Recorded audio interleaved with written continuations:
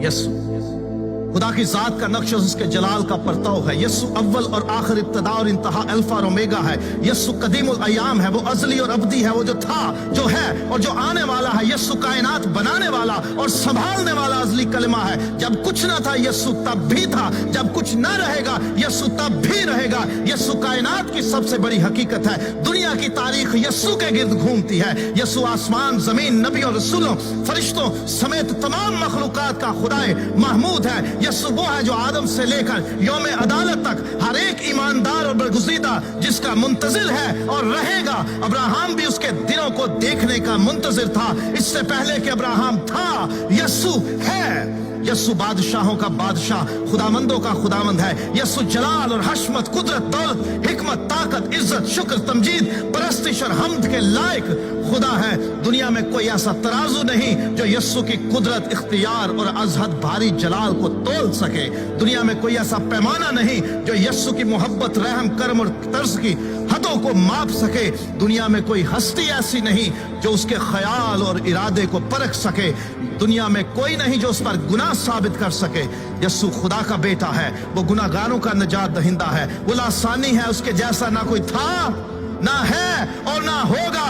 वो कमजोरों की ताकत, गरीब, यतीम और बेवा के हक का मुहाफिज है। यसु आजमाइश में फंसे हुओं का मुस्तैद मददगार है। वो तो आग की भट्टी में इलाहज़ादे की सूरत उतर जाता और बचा लेता है। वो बीमारों को शिफा देता, अंधों को आंखें देता, गूंगे बहरों को बोलने सुनने की ताकत देता, लंगड़ों को चलाता, मफलूजों को बहाल करता, बदरूहों को निकालता, कोरियों को पाक करता और मुर्दे जिंदा करता है। वो कहे तो पानी में बन जाता है, वो हुक्म दे तो समुंदर, तूफान, आंधियां थम जाते हैं। वो कहे तो दरख्त और पहाड़ जगह छोड़ दे।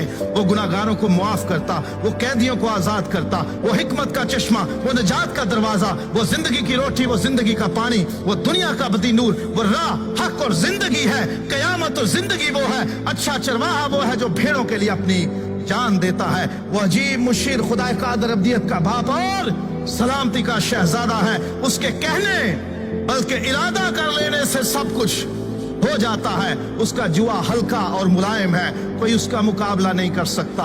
कोई उसका वजूद, उसका ख्याल और उसका नक्श मिटा नहीं सकता।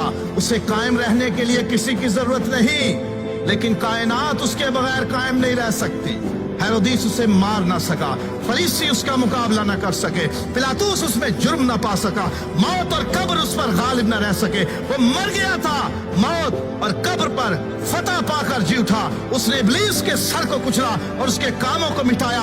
वही है जो सबको आखिरी दिन फिर जिंदा करेगा।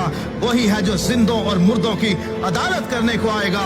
हर एक के काम के मुआफिक देने के लिए अजर उसके पास है। हर एक घुटना उसके आगे झुकेगा और हर एक जुबान इकरार करेगी कि यीशु मसीह खुदावंद है। और वो भी जिन्होंने उसे छेदा था उस पर निगाह करेंगे और छाती पीटेंगे कि हमसे ये क्या भूल हो गई, हमने इसको क्या जाना। दुनिया की जुबानों में, दुनिया की किताबों में, आलिमों के ज़हनों में कोई लफ्ज ऐसा नहीं कि जो यीशु की शान को पूरे तौर पर बयान कर सके।